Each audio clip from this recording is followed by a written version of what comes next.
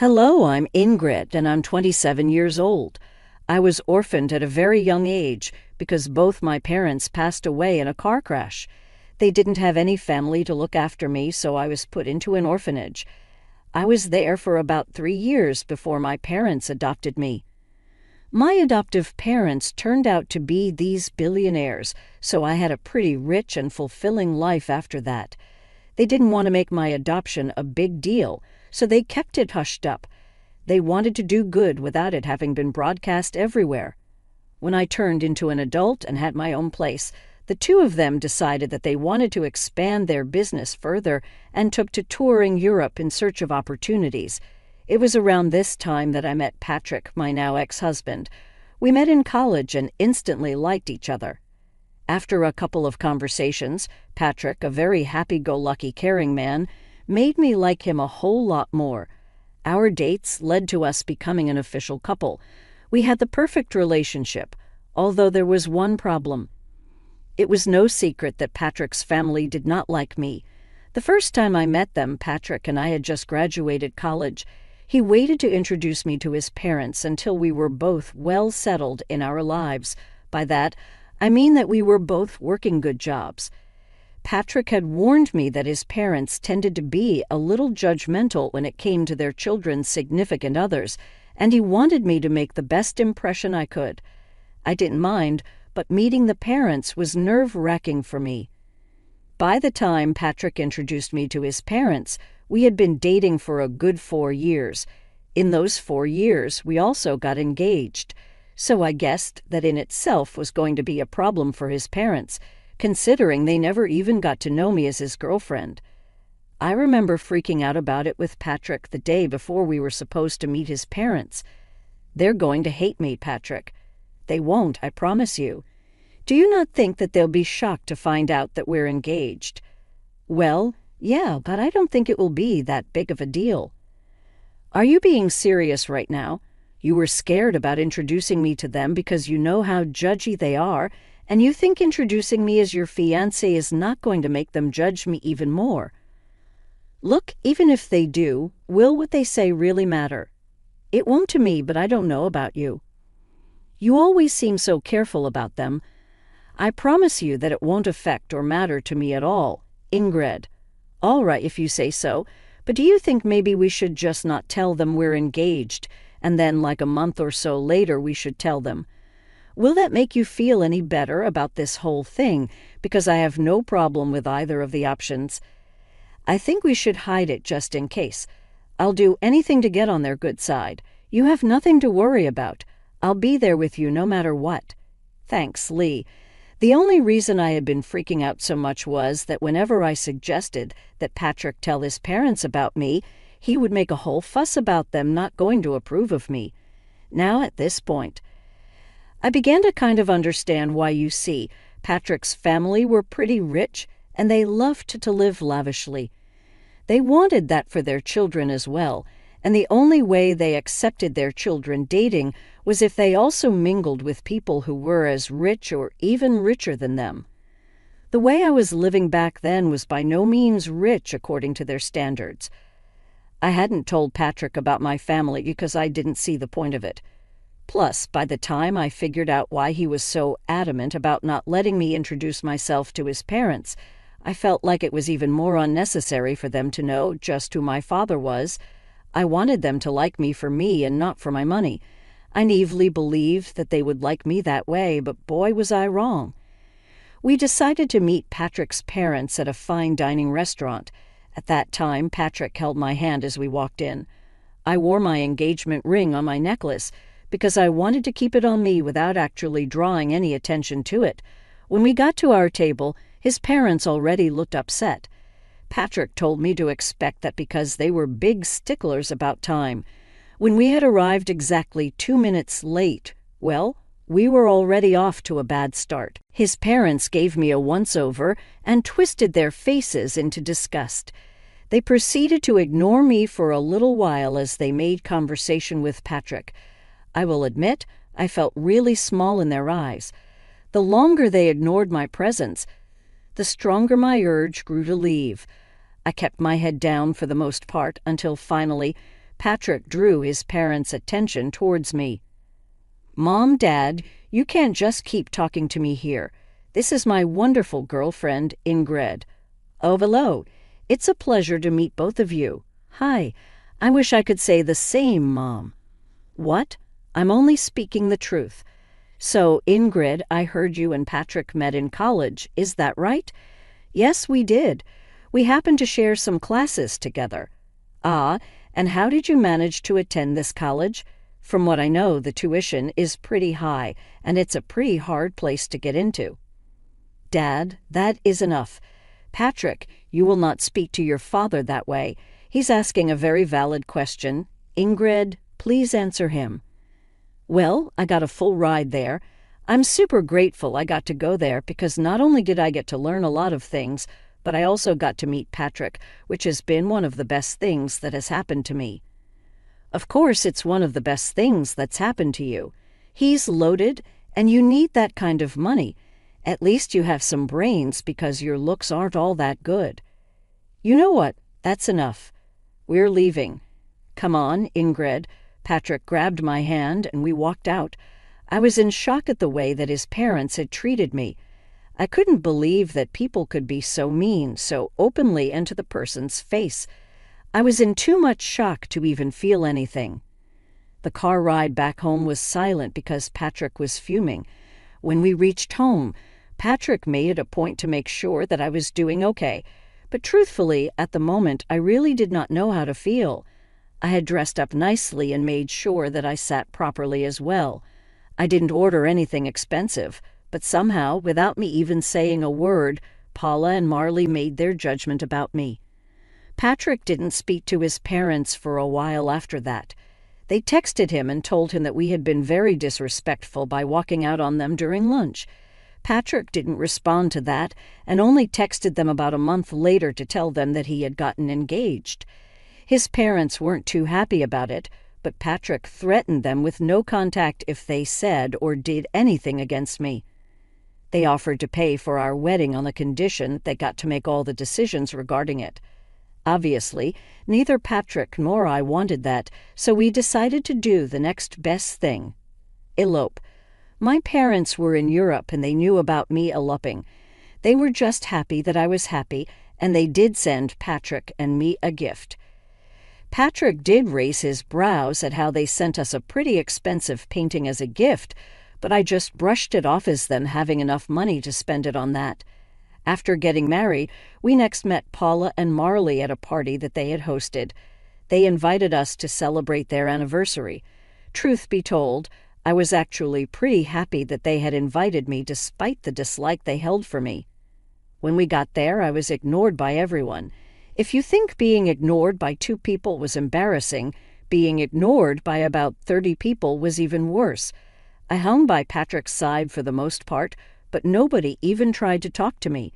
If I ever did try to speak and make conversation, people would just either look me up and down and walk away, or they would continue talking to Patrick, as if I never said anything. By the end of the night, I was in tears. I was humiliated and downright disgusted by the behavior that everyone was showing. The crowd had asked Paula and Marley to make a speech at the end of the night, and they got up to make one. By this time, I was tired and I wanted to go home, but in their speech, they began by talking about how grateful they were to have almost everyone in the room in their lives. That was only the first jab that they threw at me. They kept making many more, which the guests kept laughing at. At some point, I just got up and walked out. I ordered an Uber and went back home. I cried the entire way back home and up until Patrick got back home. When he got back, he seemed upset and angry. "Why did you walk out like that? Do you know how embarrassing that was for me?" "What are you talking about? Don't play dumb with me right now, Ingrid. I had to endure my parents yelling at me and a lot of the guests pitying me for being with you." "Are you serious? What about how embarrassing it was for me?" "Oh, come on, Ingrid, you could deal with it for one night. It was my parents' anniversary, for God's sake." "I was ignored by everyone, and your parents chose to make even more fun of me in their toast. How do you possibly expect me to be okay with something like that?" I'm not saying what they did was right, but you could have just lived through it. I would have spoken to them about it after. What would that have done for me? I don't like being put in positions where I'm only being humiliated. Everyone was laughing at me. You've never been in that position before, so it's easy for you to talk about this like it's no big deal. My parents expect an apology from you. I want one too. I'm afraid that I won't be doing that. I'll only do that if they give me one too. I see no reason for apologizing to you. You always stood up for me. I don't see why this is any different. This is very different because, unlike before, you've humiliated my family in front of all guests, and your parents humiliated me, your wife, in front of all their guests. Maybe my parents were right about you. You're impossible. With that, Patrick went to sleep in the guest bedroom. I couldn't understand why he had a sudden change of behavior. Was it really that bad for him? After I walked out, he was always the first person to stand up for me, especially considering the fact that I was usually bored with whatever his parents had to say about me. For me to walk out should have been the biggest signifier of just how bad they made me feel. Yet Patrick didn't seem to care about that. Patrick didn't talk to me for the next week. I also got a lot of texts from his parents, calling me ungrateful and an embarrassment. I tried to talk to Patrick, but he refused to. Eventually, I decided to give in and apologize to both him and his parents. Even that felt humiliating, but I was willing to go through it because I loved Patrick and I didn't want this to be the hill I died on. Things after that only got worse for me. Patrick's parents retired and spent a lot of their time hosting family dinners. They hosted it once a week, and Patrick was always invited. The first time they hosted it, Patrick brought me along with him to their house. As soon as I stepped in, the atmosphere in the room got awkward. Paula was busy getting ready, so she didn't see me immediately, but Marley and the rest of Patrick's siblings awkwardly glanced at me. They didn't talk to me, and Patrick left me to stand by myself while he caught up with the rest of his family. When Paula came downstairs, she saw me and practically flew over to me in rage. "What are you doing here?" "Excuse me?" "No, I will not excuse you." "What are you doing in my house right now?" "Well, you invited us for dinner." "Wrong. I invited Patrick because it's a family dinner. I'm Patrick's wife, so I'm a part of this family, am I not?" "Absolutely not. An orphan like you deserves no space in this family." "What? You thought you could hide the detail from us? We do background checks on our children's spouses, and you are not in my son's league whatsoever. I will never accept you here." "Why not? That can't be the only thing that determines whether I get to be a part of your family. You're ugly and poor. You'd never fit into our elite circles. I never want to see you again. Why are you being so superficial? Are you scared that I'll damage your reputation just by existing? Does the fact that I bring your son happiness not satisfy you? If happiness brought in money, a lot of people would be billionaires. This is exactly why you'd never fit in with us. Or maybe I'll just never be as superficial as the rest of you because I value who a person actually is. You never even took the chance to get to know me before casting your judgments on me. I'm glad I don't fit in with you." "Ingrid, that's enough. Here's some money. Get yourself an Uber and leave." I stared at Patrick in shock as he held out the money. He shoved the money in my hands and turned back towards his mother. She smirked at me. I felt tears spring into my eyes as I turned back around and walked out. I was once again crying in the Uber. I didn't understand why Patrick had changed so drastically. Was this his way of making up to his parents after the party? Whatever it was, I was hurt and angry at him. He was okay with his parents using my past as an insult and defending them instead of me like he usually did. I wanted to yell and scream, but I knew that would only project a worse image of me and prove them right, which is why I walked away. I tried to think if anything I said was out of line, but I really did not see anything wrong. I was merely standing up for myself, calmly might I add. After Patrick came back home, he went back to not talking to me. My heart was breaking and I felt so alone. I knew that he expected another apology, but I couldn't bring myself to do it like the last time. Paula had blatantly insulted me in the worst way, and Patrick was angry at me for it. If anything, I expected an apology from him. For the next 2 weeks, Patrick and I didn't speak to each other. It was hard at first, but I got used to it. Eventually, the dinner his family hosted still happened, and about once a week I was all alone at home, which I truthfully did not mind. On one of those nights, my parents video called me. "Hey, honey. Hey, sweetie. How's it going?" "Hey, Dad. Hey, Mom. Things are not good." "Why? What's wrong, sweetie? If you need help with anything, feel free to ask us." "I don't think this is something you guys would be able to help me out with, but thanks for the offer. Where's Patrick? Is he not helping?" "That's the thing. He's part of the problem." "Huh? Sweetie, could you be a little more clear about what the problem is?" "Well, his parents are pretty wealthy and also very snobby." "Oh, I hate those kinds of people. Tell me about it." Anyways, they thought that I was some poor girl who could never live up to their standards and fit into their elite circles, so they took it upon themselves to humiliate me every time that I met them. What the hell? Oh yeah, and the last time I went over, Patrick's mom decided calling me an orphan was a good insult. Oh, that woman. I'm going to claw her face off. How dare she call my precious child an orphan? Do they not know about us, and what the hell has Patrick been doing in all this? I didn't tell them about you guys because I knew that their opinion of me would change if they knew, and I wanted them to like me for who I was and not for my wealth. As for Patrick, he's siding with them. He thinks that I was disrespectful when I stood up for myself. Honey, are you sure this is the man you want to be with? I love him a lot, but this is not how I want it to be. We haven't been speaking to each other for the last 2 weeks, and I'm surprisingly okay with that. All right, sweetie, I'll get you in touch with one of my friends over there. Don't worry about us not being able to help you out. I think we might actually be able to help you get a little sweet revenge. Huh, what do you mean? Your dad and I are coming there next week. We wanted to take you and Patrick on a vacation, but now we can just take you. More things for us to do together, I guess. Really? Oh my God, I'm so excited to finally get to see the two of you in person again. That was a real pick-me-up. Finally, I felt happy after so long. The three of us continued to talk for a little while after that. Dad elaborated on his plan to help me.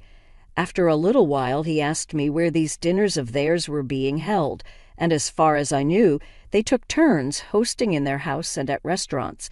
Conveniently, the week that my parents were coming, the dinner was going to happen in a restaurant.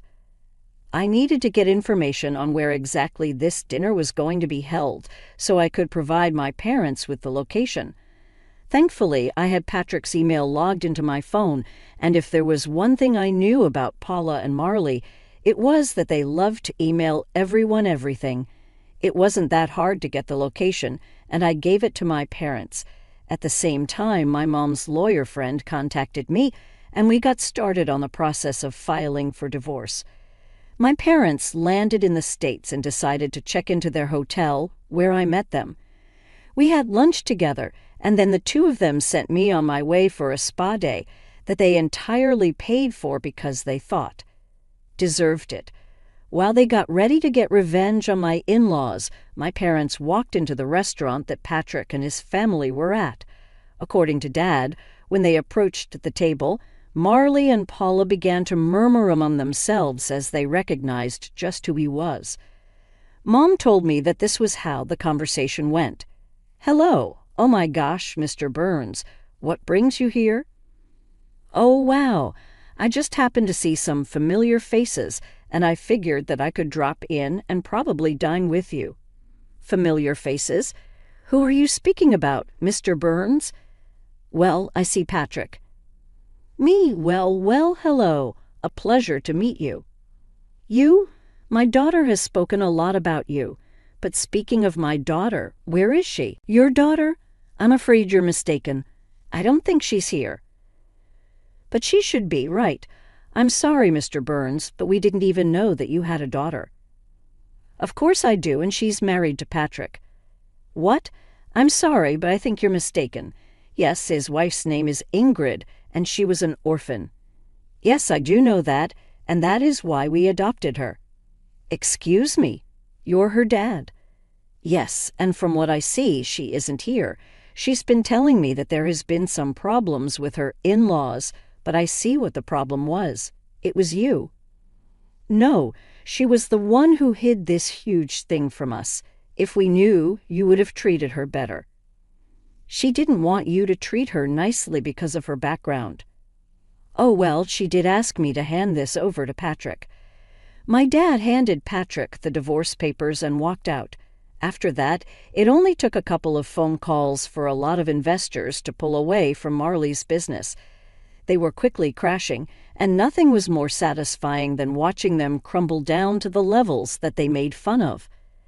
I got a lot of texts from all Patrick's family, calling me a bunch of nasty names, while some of them begged me to talk to my dad and reverse what he had done.